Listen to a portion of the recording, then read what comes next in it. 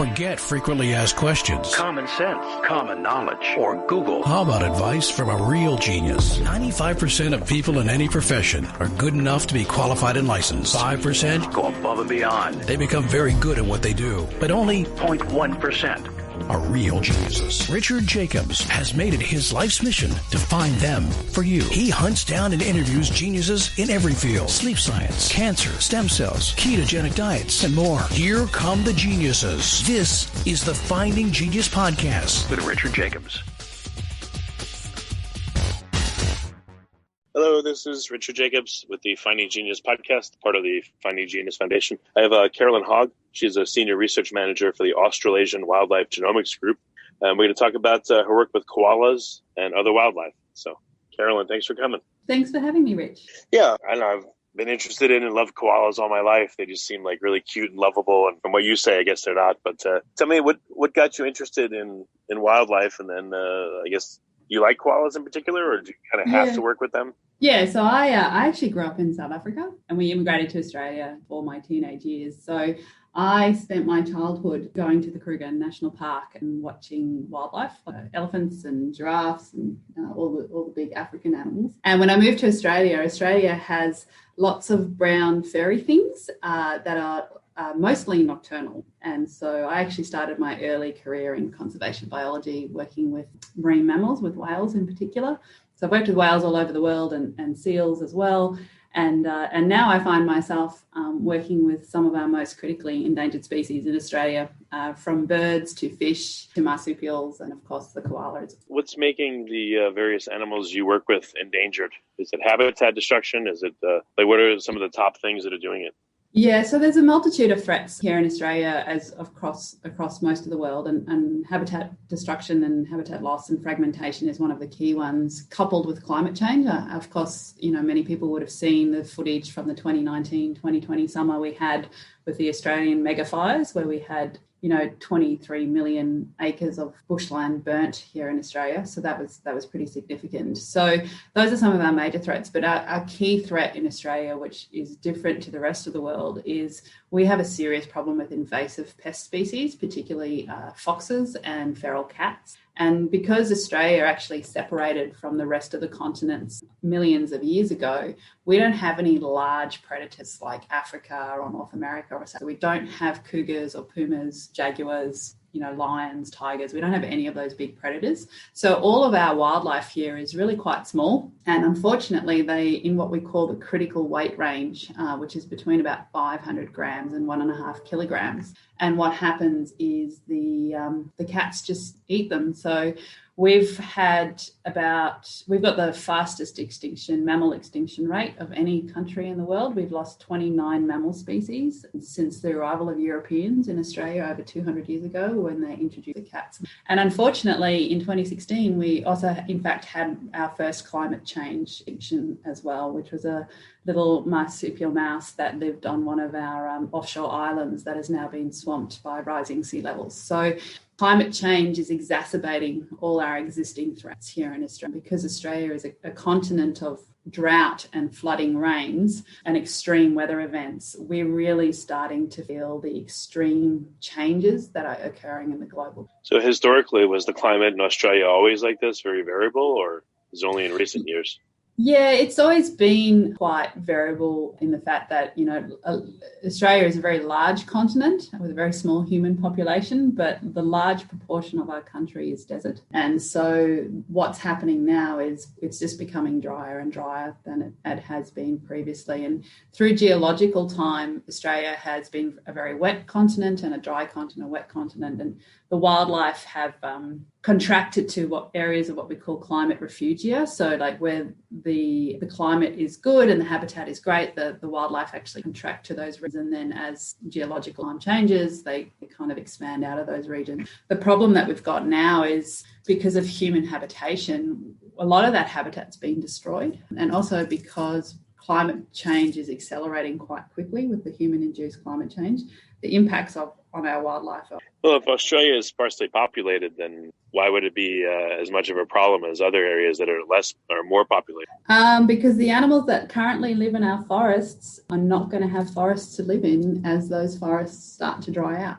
Because people tend to live on the coast where the forests are in Australia, and so that's where the habitat loss is occurring. And as the climate is drying out those forests in areas where animals are living, it's just going to become a premium problem. So it may not directly be population, but you're saying the habitats that animals are in appear to be shrinking. So I guess that's consuming their habitats faster than people migrating there. I think it's not just one or the other. I think, that the thing with conservation biology is there's lots of little nuances, and it's almost like a death by 1,000 paper type scenario where you'll have, habitat loss plus climate change plus threats from foxes and feral cats, plus the fact that we fragmented the landscape with major highways and the animals are trying to cross the road, so they then get run over by a car. There's all these different variables which come into play. And so it's not just one thing we need to fix. It's multiple threats all occurring at once, and they have a multiplying effect on one another as well. So that's really why we have such a critical threatened species problem in Australia. So tell me about some of the animals you work with and what are some of the interesting things about them. So obviously we work with the koala. So the koala is a really kind of special and unique animal. They what we call specialist foliovores. So they only tend to eat certain types of leaves on certain types of eucalypt trees. And everybody loves the koala, and we think it's mainly because they've got a very human-looking face when you look at their face. And they've also got exceedingly soft fur, and so that's where they first became threatened in Australia, was during the fur trade of the hundreds. And so, they were hunted actually initially when Europeans first arrived to the Australian continent. So they're a pretty unique species. One of the other species we do a lot of work with, of course, is the Tasmanian Devil, that a lot of people in North America know because of the Looney Tunes cartoon. However, devils don't look anything like the Looney Tunes character, but they do make the sound that he makes. I will say that they make this screeching, grunting sound. But Tasmanian Devil, in the cartoon, it sounded like they went blah blah blah, like talking. But what do they? Yeah, can you imitate how they actually sound? Yeah, that's how they sound when they're feeding. They kind of make these grunting, snuffling noises. Very cute. I love devils. Devils are one of my favourite species. And so Tasmanian devils only live on the island state of Tasmania, which is to the south of the main Australian continent. And they unfortunately are endangered because of a clonal cancer. So it's a cancer that actually is infectious, which is quite unusual for a cancer. And it's called devil facial tumour disease. And that cancer is actually killing the devil population. And the population's dropped by about 80% across the entire state of Tasmania. So we've been working on that program for about the last 10 years.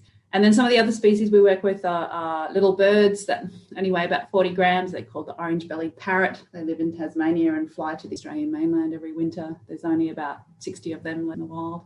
We've got quite a large captive population. And then other species like the bilby. I don't know if you know what a bilby is. It kind of looks like a rabbit, but it's a marsupial. It's got big ears and a body and a long tail with a little fluffy end bit. So your listeners should Google a bilby, B-I-L-B-Y, and have a look at it. It's a pretty cute Australian marsupial.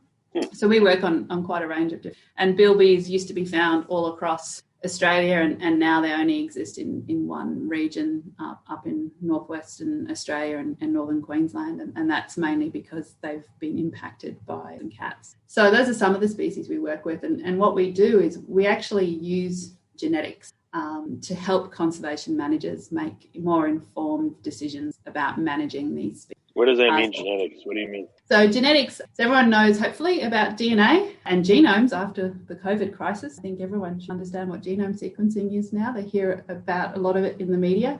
So the DNA is really the building blocks of life. It what makes up your cells in your body. And if you imagine if we untangle DNA and stretch it out across a table, it looks like a ladder. It's got two long bits and little rungs in between. And the DNA that fits into the cell, say, of humans and also marsupials, consists of 3.2 billion rungs in the ladder. So it's a huge amount of chemical information that's encoded in your cells that really give you your hair color and your eye color and how to make... Right, but what good is the sequencing doing? How does that help you in terms of conservation? Before we continue, I've been personally funding the Finding Genius podcast for 4.5 years now, which has led to 2,700 plus interviews of clinicians, researchers, scientists, CEOs, and other amazing people who are working to advance science and improve our lives and our world. Even though this podcast gets 100,000 plus downloads a month, we need your help to reach hundreds of thousands more worldwide. Please visit FindingGeniusPodcast.com and click on Support Us. We have 3 levels of membership from $10 to $49 a month, including perks such as the ability to see ahead in our interview calendar and ask questions of upcoming guests, transcripts of podcasts you're interested in, the ability to request specific topics or guests, and more. Visit FindingGeniusPodcast.com and click Support Us today. Now back to the show. So what we know is that the more diversity, so the more differences you have in your DNA, the better chance you have for adapting to future changes. So this is how evolution works, is that they have these little mutations and variations in the DNA, and that's what allows to slowly adapt to different types of environments. And so what we know with wildlife and plant species or any threatened species is that when you have a very, very small population size, the amount of genetic variation or differences you have in your DNA is severely reduced. And if it gets severely reduced, then you start looking too similar to all the other individuals in your population. And then eventually you'll start to have problems with what we call inbreeding depression. And what that means is you'll stop breeding properly. You won't have as many offspring. The offspring won't survive. And so you start this very slow downward spiral towards extinction. And so what we're coming to realize is that to be able to help animals in this fragmented landscape that we've now created, we need to help assist moving them around so they end up maintaining this diversity and this variance, because that's really important to long term. Oh, I see what you mean. Yeah. Do you look at the epigenetic changes of these animals or their microbiomes, or are you just looking at the sequences only? Yeah, no, so we don't do epigenetics within our research group, but we definitely do their microbiome. So one of the things that we do is we work a lot with the zoo communities here in Australia, and also the organisations like the Australian Wildlife Conservancy, which have these very, very large fenced enclosures, talking 8,000 hectare enclosures where they reintroduce species that have been killed off by feral species. So they build these fence enclosures and then remove all the invasive pest species and reintroduce the native wildlife. So we work closely with those organisations to help them make smarter decisions about which individuals they should be moving between populations. And one of the aspects we also look at is the microbiome, because we know from human research that the microbiome plays a really important role in just overall health. And so what we want to do is understand whether or not having animals in captivity does in fact change their microbiome, and is that a problem when we release them. So last year we published a research study with Tasmanian Devils, where we knew that Tasmanian devils in captivity have a very different microbiome to devils in the wild. And when we released them back to the wild and looked at their microbiome, within 3 months, the microbiome of the captive devils started like the wild devil. So that's a really positive, because it means that the microbiome for that species is quite plastic, so it's quite malleable, and so the animals will literally just look like the locals once they've been out there in the wild for a bit. So that's one less thing we have to worry about. Yeah, I interviewed a guy named Jonathan Clayton. He's called the monkey doctor, and he's looking at the microbiome of monkeys, again, in captivity in the wild. And he said, similar stuff. When they come into captivity, they tend to actually resemble the human caretakers, their microbiome, and it's very different from in the wild. But so far as I know, he hasn't reintroduced monkeys to the wild to see if they go back. But you have that key to the puzzle, at least with your animals. Yeah, that definitely is the case. And we also did the virome of devils. So the microbiome, of course, is all the bacteria that live inside the animals. But we also looked at the virome, so all the different viruses that can be found in devils. And we actually described, I think it was something like 18 or 20 new viruses that we'd never known about that are only found in Tasmanian devils. Yeah, it definitely makes me wash my hands really diligently after I've been handling the devils in the field. Once you start to understand not only about the species itself, but also the different types of bacteria and viruses they carry. So why do they call Tasmanian devils? What's interesting about them to you? If you like this podcast, please click the link in the description to subscribe and review us on iTunes. Well, they're called devils actually because when Australia was first a colony, they had people went down to Tasmania and they were living in Tasmania, and at night in the dark they'd hear this like screeching sound, and it sounded like the devil. And actually it was a Tasmanian devil, the marsupial, living under their house screeching. And so what devils do is, devils of course are a marsupial, so they have pouch young. And so what happens is they only have 4 teats in their pouch, so they can only have 4 young at a time. And the young are underdeveloped, they crawl into the pouch and they grow up, all other mice do. But there comes a time when they're too big to live in their mum's pouch. So the mum actually leaves them in a den and she goes out to feed at night. And then she comes back to the den and she regurgitates her food, her meat, and then that's how she feeds the joeys or the baby devils. And so when that happens, when she comes back to the den, the joeys start screeching and calling for their mum. And so female devils were building dens underneath the settlers' houses, and so that's how they got Tasmanian devil. Do you work with platypuses or any other, you said a bilby you talked about, but I'm just curious, it flashed into my head. Do you work with platypus? Yeah, we've done some work with platypus genetics. We mainly work with platypuses in relation to their venom. So a lot of people don't realise that platypuses are venomous. Yeah. How are they venomous? Male platypuses actually have a spur on their hind foot. So it's like a long spur that comes out that injects venom into people, and it's predominant during the breeding season. Yeah, so you don't ever want to be spurred by a platypus because it's excruciatingly painful. But so yeah, I can't hug a platypus or hold one, huh? Well, you can. You can play with the platypus. Just don't play with a male platypus during breeding. Is a suggestion. But platypuses are again also they've got amazing fur. They've got these really really soft fur. So unfortunately, they also were hunted during the early 1800s in Australia for their fur. But yeah, I mean, to be honest, if you've ever seen a platypus in real life, you would not have imagined that was ever actually a living. It's got a duck bill like a duck, and it's got this long shaped marsupial body, but its tail is very long and a little bit flattened, kind of like a beaver's tail, but it's covered in fur, and they've got these web-like feet, and they're a monotreme. So what a monotreme is it means they're a mammal, but they actually lay eggs. So there's only 2 monotremes in the world, being the echidna, which is also in Australia, which is a spiny little animal, kind of looks like a hedgehog, but bigger than a hedgehog, and platypuses. And so that's the thing that makes Australia so unique for a variety of different reasons. We have all these species here that are not found anywhere else in the world. So, like 46% of our birds are endemic, so they're only ever found in Australia. 94% of the mammal species found in Australia are found nowhere else in the world.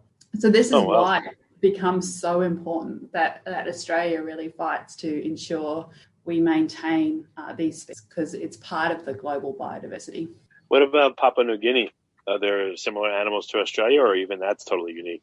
No, Papua New Guinea, because it was connected to Australia for quite a period of time, has some very similar species to us. So they also have echidna in Papua New Guinea. And they also have a very ancient bird up there called a cassowary, and we have that same species in Australia. And yeah, so it almost looks like a dinosaur. It's kind of got these dinosaur-looking legs, and it's a ratite, so it's related to the kiwi and the ostrich families.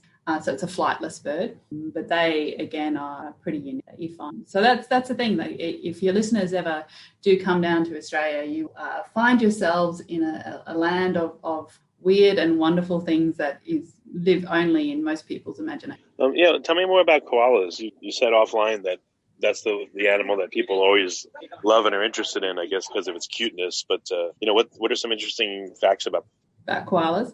Well, as I said, they're a specialist foliivore, so they really they just eat these certain types of leaves on the certain types of trees. And because the leaves that they eat are in fact eucalypt leaves, so eucalypt leaves are filled with eucalyptus oil, which is highly toxic to pretty much any other animal. And because of the toxicity in the eucalypt leaf, they have all these very specialist enzymes in their liver, which allow them to digest the toxins and not be affected by the toxins that they eat. And so when we looked at the koala genome, which was published a couple of years ago in 2018, we see these what we call gene expansions. So, humans only have a couple of these genes in their liver because we don't really eat toxic food.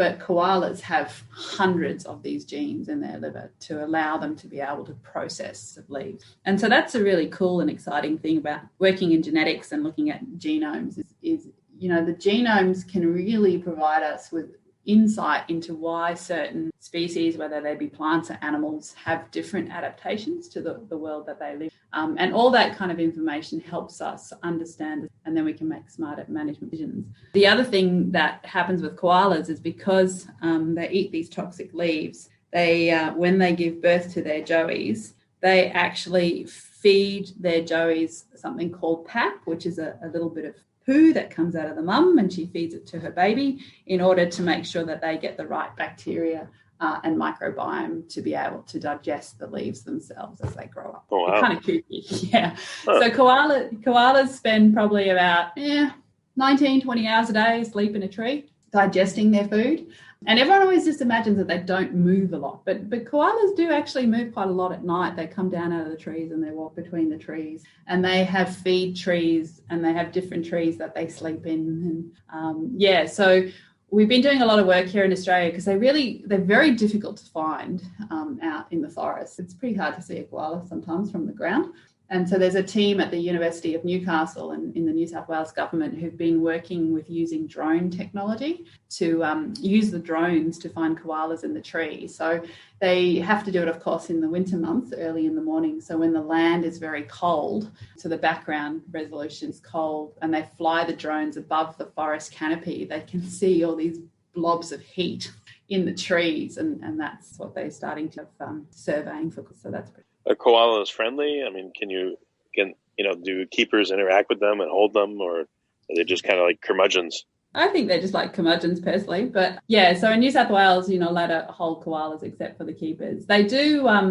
They don't like being near the ground. They get a little bit kind of, I guess, not really scared, but they just kind of get a bit antsy if they are close to the ground. So sometimes what happens is if you've got a koala and you grab it out of a tree and you hold it, if you're a person, they really grip on really tightly with claws into your shoulder because they're worried. Yeah, so that's not very comfortable because you can imagine they're climbing these eucalypt trees, and eucalypts don't have really, some eucalypt species don't have really rough bark like in more of the chestnut trees or the maple. So the bark is actually really quite smooth in a lot of eucalypt trees, and as a result, koalas have these exceedingly sharp, and they have a smell. Like they have, if you've ever used tea tree oil or eucalyptus oil it's an antiseptic. So some people use eucalyptus oil as an antiseptic, or there's body lotion, tree oil and eucalyptus oil.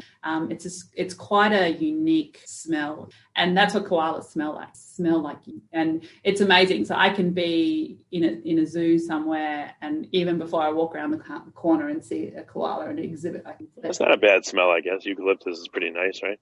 Yeah, exactly. So that's koalas. They and then in some places like in Queensland, members of the public go. But yeah, that's so cool. The world is I guess the one thing, like the rest of the world knows what a koala is, and everyone's so fascinated by them. But to me, there's so many fascinating in Australia that koalas are just one of many eclectic and unique species that we have down here. So, yeah, we all like koalas, but there's a lot of other species that I prefer. Well, just like you said with Tasmanian devils, there's a apparently contagious cancer that affects their face.